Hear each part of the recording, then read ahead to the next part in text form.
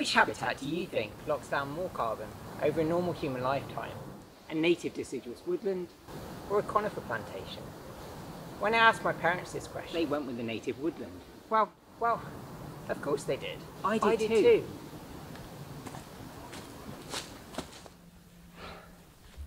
We've had the benefits of native trees hammered into us over the past few years by environmentalists like myself and the media.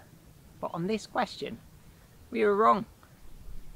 Conifer plantations lock down more carbon more quickly than native woodland, or even naturally regenerating woodland, like that found on rewilded land. That's according to research published last week. Conifers also have an added benefit. The products produced from the timber can replace high carbon alternatives like plastic or concrete. So, if we're in a climate crisis, it's a logical response to plant more conifers. I mean, this probably feels wrong to you, and it does to me too. Conifer plantations are terrible for biodiversity. They also don't permanently lock down carbon. Sure, it's pulled out of the atmosphere, but eventually the timber decays and a lot of that carbon is released again. The more we rely on offsets and find new ways to squeeze carbon into our landscape, the easier it is to justify our emissions and just keep on polluting. The whole issue is being oversimplified, really.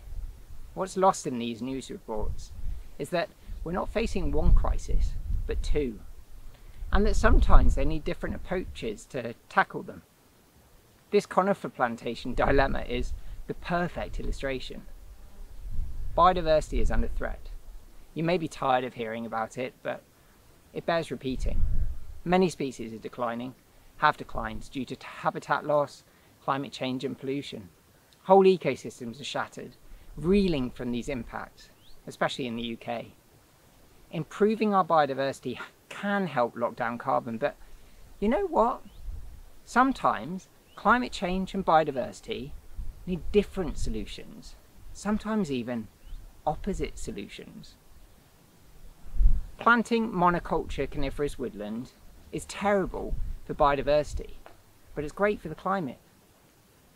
Beaver ponds emit methane, but they're fantastic for biodiversity.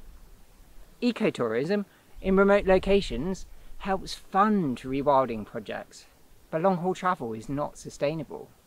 We've created two different crises here, and they may have two different solutions. Let's not pretend otherwise.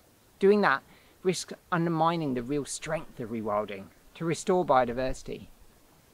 And it also falsely suggests that rewilding might be an easy solution to the climate crisis.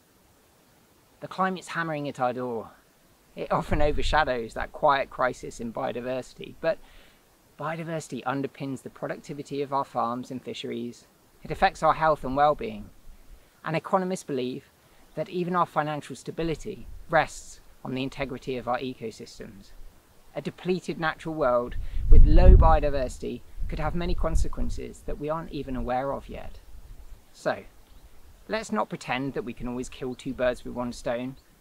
I've often seen rewilding sold as a solution to our climate crisis, but it's really not.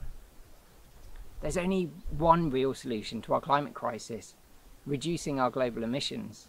Sure, we can restore our environment and store more carbon that way, but we're simply producing too much for that to be the only answer. Rewilding landscapes can improve their potential to store carbon, but that's a distraction. Putting carbon first can lead to poor management decisions. Rewilding is, however, a great way to address the biodiversity crisis. It helps to restore ecosystem integrity, making our natural world more resilient to climate change. And by protecting that biodiversity, rewilding allows us more time to deal with that other elephant in the room. It gives us breathing space to focus on technological solutions to reduce our emissions, like electric vehicles, nuclear fusion or renewables. Rewilding is a really important science, but if we sell it as a cure for climate change, we're missing the point. It's a solution for biodiversity and for ecosystem integrity.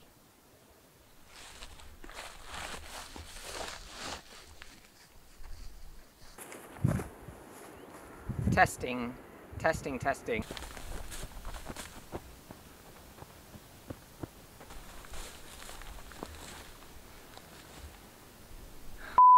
When I asked my parents this question, what kind of habitat, which habitat, oh geez, for a normal human lifetime, native